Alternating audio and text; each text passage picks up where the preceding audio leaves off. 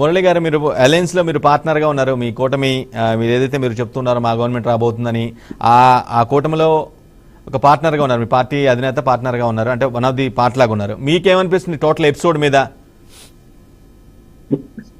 ముందుగా ప్యానెల్ లో ఉన్నటువంటి పెద్దలందరికీ నమస్కారం. కోటేశ్వరరావు గారికి, అదేవిధంగా మూర్తి గారికి నమస్కారం. తర్వాత కోటేశ్వరరావు గారు చెప్పిన దాంతో నేనైతే పూర్తిగా ఏకీభవిస్తున్నాను. ఎందుకంటే ఇది రాజకీయంగా చూడాల్సినటువంటి అంశం కాదు.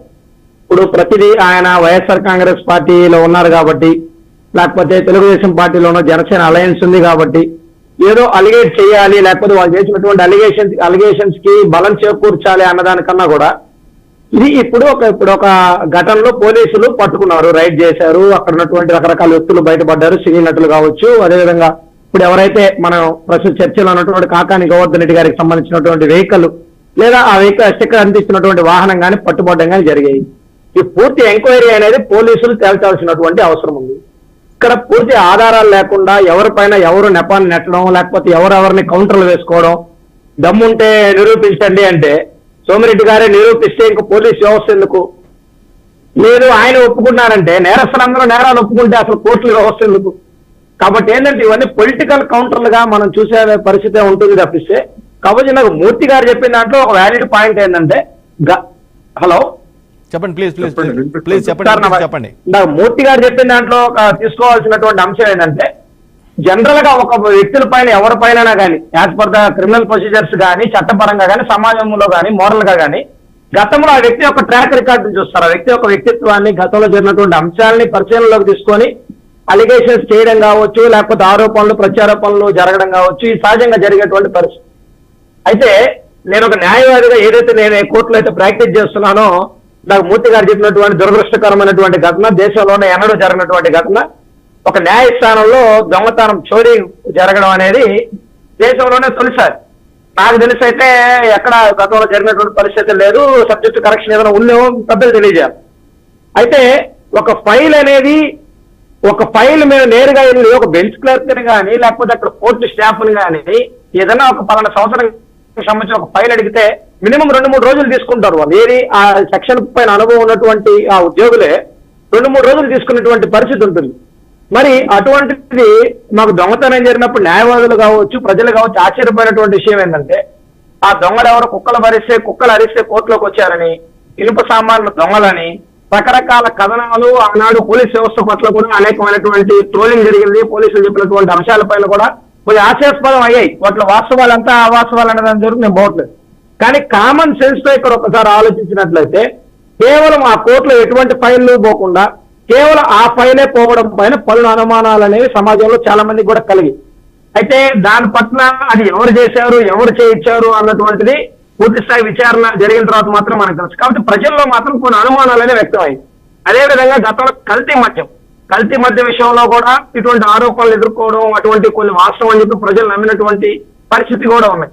కాబట్టి ఇటువంటి వాటితో ఆధారంగా చేసుకొని సోమిరెడ్డి గారు ఆరోపణలు చేయడం జరిగింది గోవర్ధన్ రెడ్డి గారిపై. ఈరోజు ఇవన్నిట్లో కూడా మీరు ఒప్పుకోలేదు కదా, ఇప్పుడు జరిగితే మాత్రం మీరు ఒప్పుకుంటారా అని ఆయన అలిగేది. ఎవరు కూడా చేసిన నేరాలు ఎవరు ఒప్పుకోరు. అదేవిధంగా అది చేశారా చేయలేదా అన్నది కూడా పోలీసులు యంత్రాంగం తేల్చాల్సినటువంటి పరిస్థితి. ఇక్కడ సిబిఐ ఎంక్వైరీకి ఇవ్వాలా పర్లేదా అన్నది రేవు పార్టీల అంశం కాదు. రాష్ట్రంలో చాలా పెద్ద సమస్యలు ఉన్నాయి, వాటిని సిబిఐ చేయాల్సినటువంటి అవసరం ఉంది. ఈరోజు అనేక కుంభకోణాలు జరుగుతా ఉన్నాయి. ఇది క్వార్జ్ మాఫియా జరుగుతా ఉంది, సర్వేపల్లి నియోజకవర్గంలో ఇసుక మాఫియా జరుగుతా ఉంది. వీటన్నిటిపైన సిబిఐ ఎంక్వైరీకి ఇస్తే బాగుంటుంది. వాటిపైన అక్రమాలు నిగ్గు తెలిస్తే ప్రజా కోర్టులో ప్రజలకు కూడా ఉపయోగపడేటువంటి విషయం ఉంటుంది. ముఖ్యంగా మీడియా ట్రయల్ నడుస్తా ఉన్నాయి అన్ని ఛానళ్లలో కూడా. మీడియా ట్రయల్ అన్నమాట, అంటే కోర్టుల్లో జరిగే ట్రయల్ కన్నా పోలీసులు చేసేటువంటి విచారణ కన్నా. మురళి గారు ఈ పాయింట్ ని ఎందుకు టేకప్ చేయాల్సిన అవసరం వచ్చిందంటే, ఎందుకంటే మీరు చేసిన దానికి డబ్బు పట్టట్లేదు సార్, విషయం చెప్తున్నాను. మీడియా ట్రయల్ అనేది ఎందుకు జరుగుతుందంటే, ఇప్పుడు వారి ఆరోపణల్లో కొన్ని పాయింట్లు తీసుకోవడం, వీళ్ళ ఆరోపణలో కొన్ని పాయింట్లు తీసుకోవడం, అదేవిధంగా పోలీసులు ఇప్పటి వరకు ప్రాథమిక దర్యాప్తులో వాళ్ళు చూపించినటువంటి ఆధారాలు ఏవైతే కెమెరా ఫోటోలు, ఆ స్టిక్కర్ కి సంబంధించినటువంటి ఫోటోలు కావచ్చు, ఇప్పుడు మీడియా ట్రయల్ నడుస్తుంది. దీనివల్ల ప్రజలు ఒక ప్రాథమిక నిర్ధారణకు వస్తారు, ఏం జరిగింది ఏం జరగలేదు. మీడియాలో చర్చ పెట్టద్దు అన్నది నా ఉద్దేశం కాదు. మీడియాలో ఖచ్చితంగా చర్చ జరగాలి. ప్రస్తుతం అంశం వాళ్ళు ప్రజాప్రతినిధులు ప్రజా జీవితంలో ఉన్నారు కాబట్టి మనం మాట్లాడుకుంటున్నాం. ఎగ్జాక్ట్లీ. ప్రజా జీవితంలో వాళ్ళు లేకపోతే మనం వాళ్ళ గురించి మాట్లాడుకోవాల్సిన అవసరం లేదు. ఎవరెవరు వ్యక్తిగత జీవితం గురించి లేదా ఇప్పుడు ఆ రేవు పార్టీలో పట్టుకున్నటువంటి వాళ్ళందరూ ఎవరో కూడా ఎవరికో తెలియదు. మరి ఈ రోజు సినీ నటి హేమ గారి గురించి కావచ్చు, లేకపోతే ఈ రోజు గోవర్ధన్ రెడ్డి గురించి మాత్రం మనం మాట్లాడుకుంటాం. అది ఇంకో ఛానల్లో అది వేరే అంశం అయినప్పుడు. కాబట్టి ప్రజా జీవితంలో ఉండే వాళ్ళు పారదర్శకంగా ఉండాలి. ఖచ్చితంగా వారి యొక్క ఇటువంటి విషయాలు ఏదైతే డ్రగ్స్ లాంటివి, ఈరోజు డ్రగ్స్ మహమ్మారి అనేది ఈరోజు రేవు పార్టీలు తప్పు కాదండి. రేవు పార్టీలనే చట్టపరంగా ఎక్కడ తప్పు కాదు. రేవు పార్టీలను అనుమతి తీసుకొని నిర్వహించుకోవడం, లేకపోతే సన్సెట్ సన్ రైజ్ అని పెట్టుకుంటారా, సన్ రైజ్ సన్సెట్ అని పెట్టుకుంటారా, వారి యొక్క వ్యక్తిగత ఒక ప్రైవేట్ ప్రదేశంలో వారి రేవ్ పార్టీలని నిర్వహించుకోవడం అనేది చట్టపరంగా తప్పు కాదు. ఈ రేవ్ పార్టీల్లో డ్రగ్స్ ప్రమేయం అనేది ఈ రోజు తప్పు. ఈరోజు డ్రగ్స్ మహమ్మారి యువతని ఏ విధంగా పీడిస్తూ ఉందో, ఈ రోజు ఈ 5 ఏళ్ల పాలనలో గంజాయి కావచ్చు, లేకపోతే బంగాకు లాంటివి కావచ్చు, ఈ రోజు మన విశాఖ పోర్టులో దాదాపుగా 30,000 కోట్ల రూపాయలుగా విలువ చేసేటువంటి డ్రగ్స్ ని పట్టుకోవడం. మురళి గారు, నా పాయింట్ కూడా అదే. ఎందుకంటే ఏపీ ప్రభుత్వంపై మీరు రిపీటెడ్ గా కూటమి నేతలు కానీ లేదంటే ప్రముఖ నేతలంతా కూడా చెప్పేది ఏంటంటే అధికారంలోకి వచ్చినప్పటి నుంచి ఎక్కువగా డ్రగ్స్ బాగా పెరిగిపోయింది, గంజాయి వినియోగం పెరిగిపోయింది అనేది మీరు బలంగా ఆరోపిస్తున్నారు. అందులో ఆ నేపథ్యంలో భాగంగానే హిట్లర్ గా ఆ పార్టీని ఆ ప్రభుత్వం రిపోర్ట్ చేస్తున్నటువంటి వ్యక్తి యొక్క కారు అక్కడ ఉంది కాబట్టి దీన్ని పాయింట్ అవుట్ చేయాల్సి వచ్చింది. ఖచ్చితంగా వారు సమాధానం చెప్పాల్సినటువంటి అవసరం ఉంది. ఇందాక కోటేశ్వరరావు గారు చెప్పినట్టు వారు నిజాయితీగా పారదర్శకంగా విచారణకు సైతం సహకరించాల్సినటువంటి అవసరం ఉంది. ఈ రోజు ఆయనకి సంబంధించింది కాదు అని ఆయన అంటున్నారు. ఈ రోజు మా పిఏ హలో ప్లీజ్ చెప్పండి ప్లీజ్. మా పిఏ గారు వెళ్ళి ఫిర్యాదు చేశారు ఆ కారు పైన, లేకపోతే అంశం పైన అని గోవర్ధన్ రెడ్డి గారు చెప్తూ ఉన్నారు. మరి గతంలో ఎందుకు ఫిర్యాదు చేయలేదు? ఈ రోజు మీరు ఎమ్మెల్యే స్టిక్కర్ ఉన్నటువంటి వెహికల్ ఏదైనా మిస్ అయింది, లేకపోతే ఆ స్టిక్కర్లు ఎవరైనా మిస్యూజ్ చేస్తున్నారు అని మీకు అన్నటువంటి సమాచారం ఉన్నప్పుడు గతంలో ఫిర్యాదు చేస్తుండాలి. లేదు, ఇప్పుడు పాస్పోర్ట్ ఉందని సోమిరెడ్డి గారు చెప్తున్నారు. మరి పోలీస్ ఎంక్వైరీలో అది ఎక్కడైనా నిర్ధారణ జరిగిందా లేదన్నటువంటి విషయం నా దృష్టిలో అయితే లేదు వ్యక్తిగతంగా. ఈరోజు మీడియాలో కూడా ఎక్కడ పాస్పోర్ట్ ఫోటోలు అయితే నేనైతే చూడలేదు. ఇప్పుడు ఎమ్మెల్యే స్టిక్కర్ ఉన్నటువంటి విషయము, కారు పైన స్టిక్కర్ అయితే చూశారు. ఇప్పుడు మరి ఆ కారు గోవర్ధన్ రెడ్డి గారి పేరు ఉందా, లేదా ఆయనకు సంబంధించిన కుటుంబ సభ్యులు కానీ, లేకపోతే ఆయన అనుచర వర్గాలు కానీ, ఆయన స్నేహితుల పైన ఎవరైనా ఉందా, అది కూడా గోవర్ధన్ రెడ్డి గారు చెప్పాలి. ఎందుకంటే మీరు ప్రజా జీవితంలో ఉన్నప్పుడు మీరు ఎవరైతే స్నేహ సంబంధాలు కొనసాగిస్తున్నారో వాళ్ళు ఎటువంటి కార్యకలాపాల్లో పాల్గొంటున్నారో అవి కూడా మీ మీద ఇంపాక్ట్ చూపిస్తాయి కదా ఖచ్చితంగా. ఈ రోజు వీటితో సంబంధం ఉంది అని మాట్లాడడానికి మీరు అవకాశం ఇచ్చినట్టే కదా ఒక రకంగా.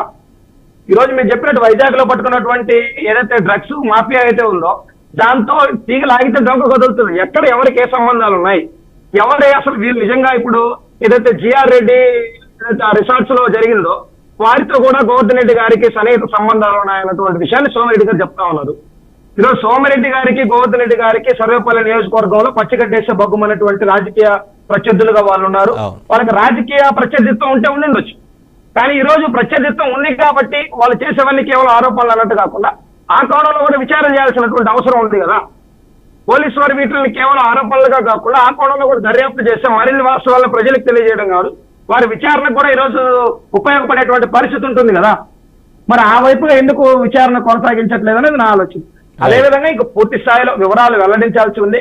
ఈ రోజు మీడియాలో కూర్చొని ఒకరినొకరు శబదాలు విసురుకోవడం దాని వల్ల, లేకపోతే సిబిఐ ఎంక్వైరీకి ఇవ్వండి అని ఓర్లుగా మాటలు బేరాలు పలకడం వల్ల కాదు. మీ యొక్క సచీలత్వం అనేది నిర్ణయించాల్సింది న్యాయ వ్యవస్థ. ఈరోజు ప్రజలు ఈ రోజు ఎటువంటి నాయకులు ఎన్నుకోవాలి, లేకపోతే ఇది ఇంకా ఎన్నికల అనంతరం యొక్క బయటపడింది కాబట్టి సరిపోయింది. ఎన్నికల ముందుగానే బయటపడి ఉంటే దాదాపు ఒక 6 రోజుల పాటు ఇంకా వేరే చర్చ లేకుండా ఈ చర్చ జరుగుండేది బహుశా డిబేట్లు. రైట్. కాబట్టి ఈ రోజు ఎన్నికలు అయిపోయిన తర్వాత జరిగిన, ఎన్నికల ముందు జరిగిన ప్రజా జీవితంలో ప్రజా ప్రతినిధిగా ఉన్నటువంటి వ్యక్తి గోవర్ధన్ రెడ్డి గారు ఈ రోజు మంత్రిగా ఉన్నారు. ఈ రోజు కేబినెట్ వ్యవస్థలో ఉన్నట్టు, కేబినెట్ ర్యాంక్ లో ఉన్నటువంటి మురళి గారు మాట్లాడదండి డిబేట్